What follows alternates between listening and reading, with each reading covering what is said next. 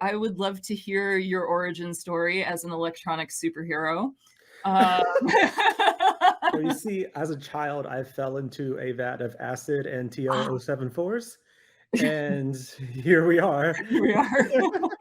Frankly, deeply surprised at how many people have bought a big honking button Mhm. and have kept the default program and sample on it. Because having a chaos goose in your synthesizer is great. But when I think about documentation is giving people practical ways of understanding what's happening and what's going on and presenting it with a level of attention and beauty and,